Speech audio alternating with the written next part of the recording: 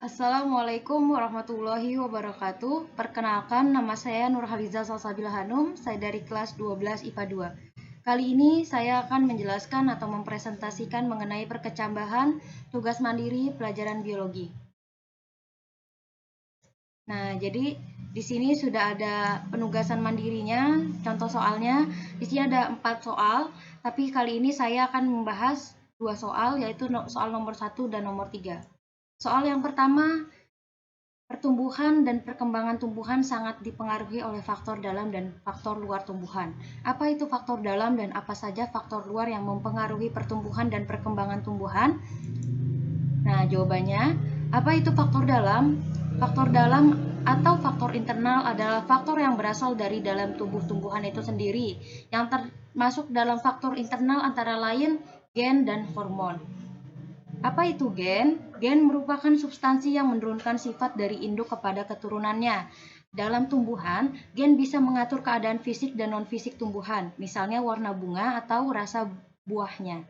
Nah, kalau hormon itu apa? Atau fitohormon? Fitohormon adalah zat yang mengendalikan fungsi tubuh pada tumbuhan.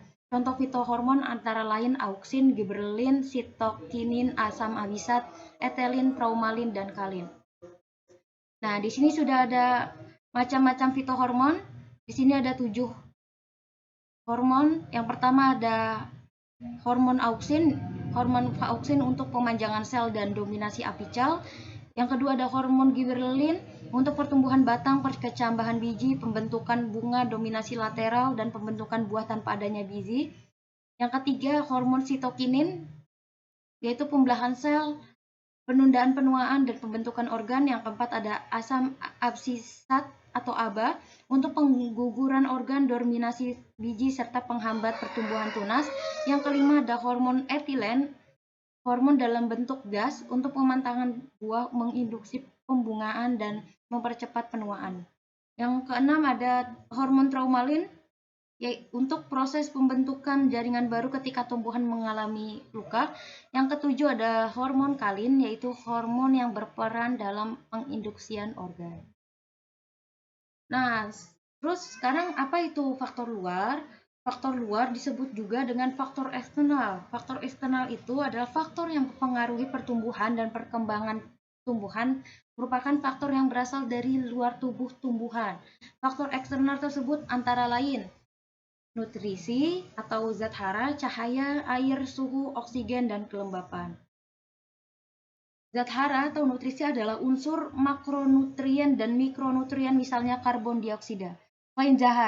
Selain zat hara, cahaya dan air juga memiliki fungsinya sendiri sebagai faktor eksternal dalam perkembangan sebuah tumbuhan. Cahaya membantu proses fotosintesis, sedangkan air berfungsi untuk membantu biji kecambah dan sebagai sumber fotosintesis. Selain itu, oksigen berfungsi untuk proses respirasi, sedangkan kelembapan berguna untuk mengatur proses perkecambahan. Lalu, suhu fungsinya apa? Suhu mempengaruhi aktivitas enzim dalam tumbuhan. Mari kita uraikan satu persatu ya. Di sini pertama ada nutrisi. Nutrisi merupakan bahan baku dan sumber energi dalam proses metabolisme tubuh. Kualitas dan kuantitas nutrisi akan mempengaruhi pertumbuhan dan perkembangan tanaman. Tanaman membutuhkan nutrisi berupa air dan zat hara yang terlarut dalam air. Melalui proses fotosintesis, air dan karbon dioksida diubah menjadi zat makanan.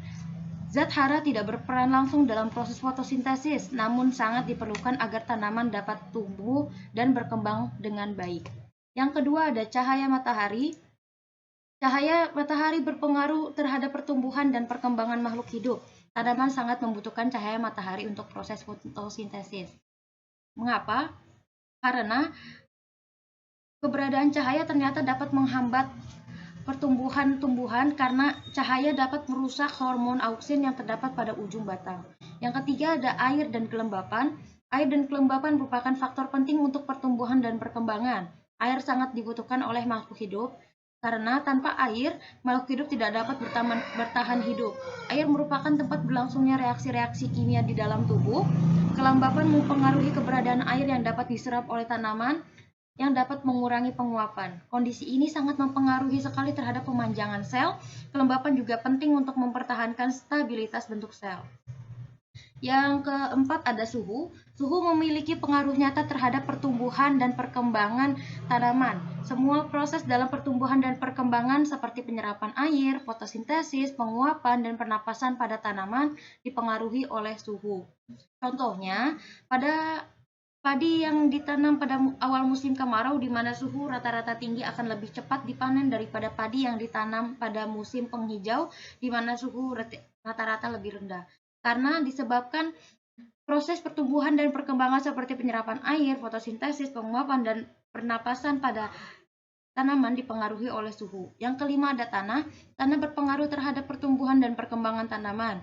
Tanaman akan tumbuh dan berkembang dengan optimal bila kondisi tanah dan tempat hidupnya sesuai dengan kebutuhan nutrisi dan unsur hara. Kondisi tanah ditentukan oleh faktor lingkungan lain, misalnya suhu, kandungan mineral air, dan derajat keasaman atau pH. Pertanyaan selanjutnya adalah pertanyaan nomor 3. Membengkoknya batang tanaman yang tumbuh dapat disebabkan oleh faktor hormon dan cahaya pada tanaman. Bagaimana proses tersebut dapat terjadi? Jelaskan dengan singkat. Oke, di sini ada ilustrasi proses membengkoknya batang tanaman. Ya, di sini ada kedua cahaya matahari yang tadinya auksin seimbang, terus pemanjangan jadi seimbang, terus guna tubuh lurus.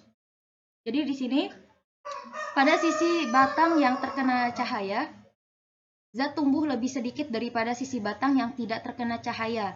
Akibatnya, sisi batang yang terkena cahaya mengalami pertumbuhan lebih lambat daripada sisi batang yang tidak terkena cahaya.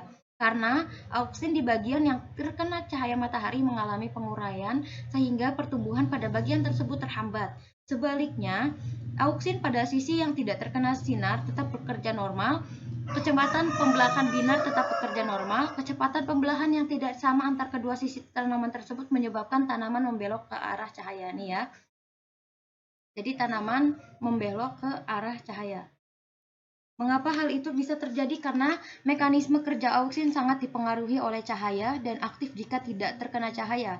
Hal ini menyebabkan fototropisme pada tumbuhan. Apa itu fototropisme? Fototropisme merupakan peristiwa membengkoknya batang tanaman ke arah cahaya.